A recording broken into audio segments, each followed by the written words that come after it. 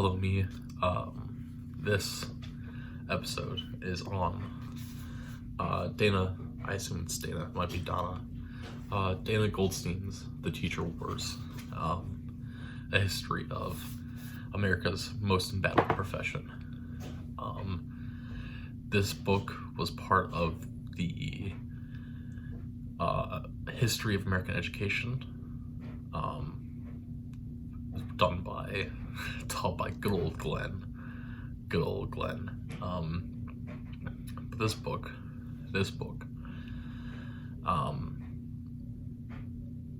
I think that this is an important book, or at least a good book,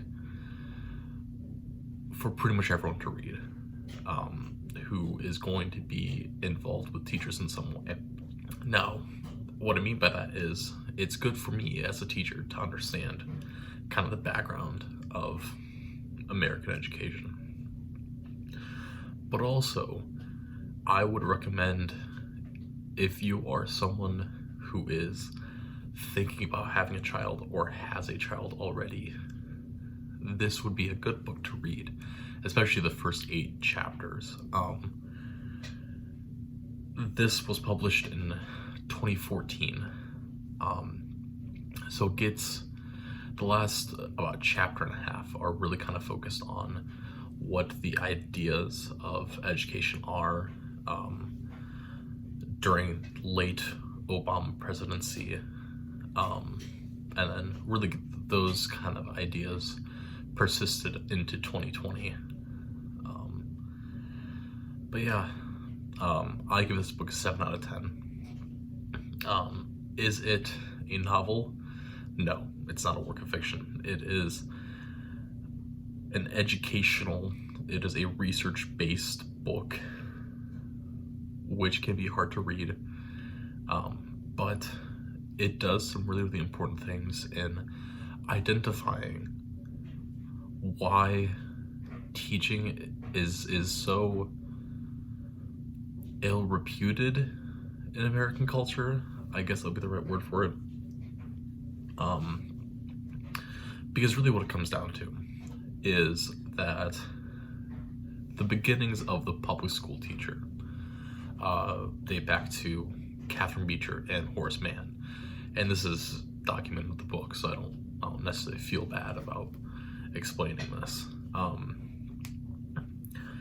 There was education in America before the early 1800s.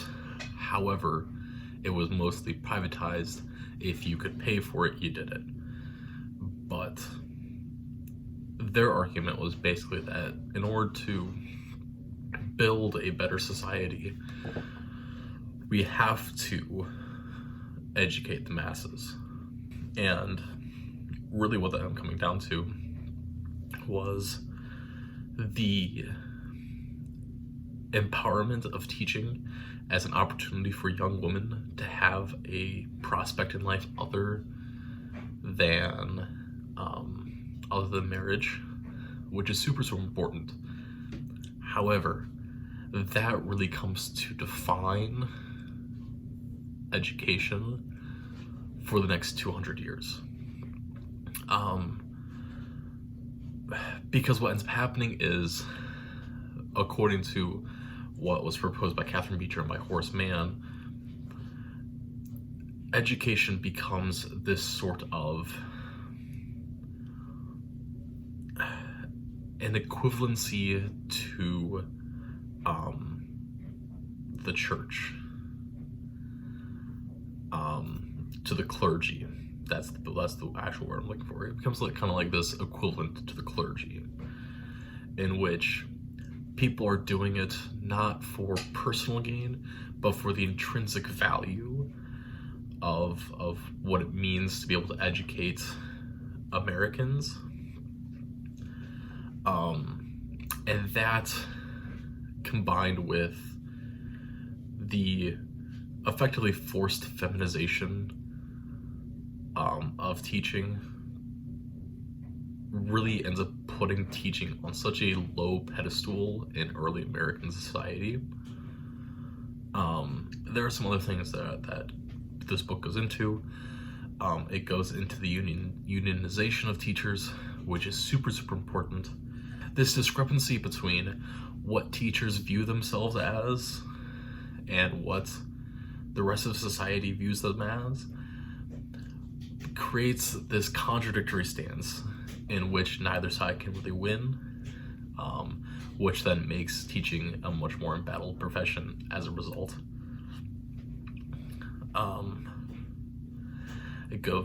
This book eventually goes into the attempted desegregation of the U.S. South and West. That's a very touchy subject, and I'm willing to admit that. The end of this book has some ideas of what Dana Goldstein really kind of pushes for, or would think would kind of solve some things. I agree with some of them, I disagree with some of them. But really, I think one of the big notes to take away is that American education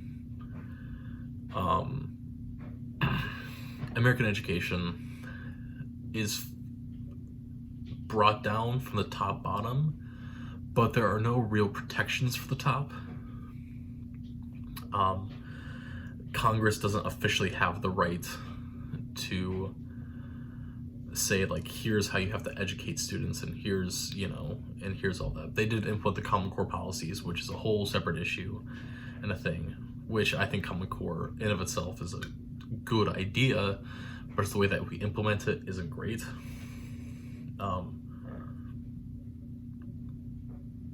So you have this idea of, you really have this one governing body that can't really enforce anything at the top of the system.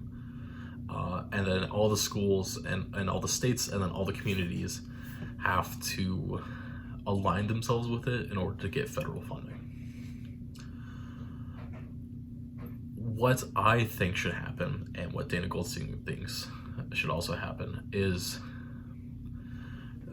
we're fine with the idea of having this overarching idea of, here's what the nation thinks we should be teaching our students to do.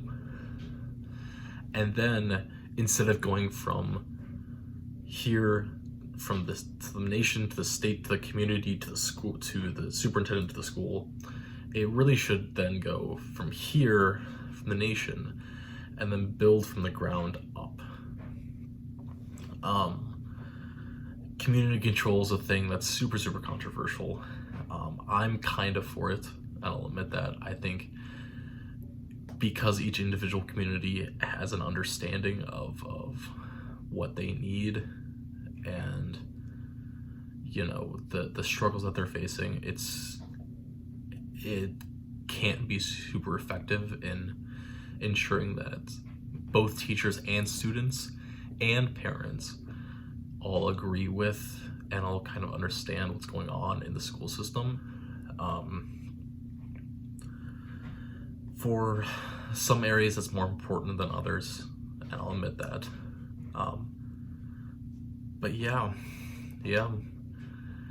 have this overarching idea of what we think our kids should learn, and then start from the community. And I think that would be a really nice way to go about education. 7 out of 10. Even if you're not going into education, you should probably read this book at some point. If you're dealing with teachers in any way, like you're going to be a parent or something like that. And yeah, that's it.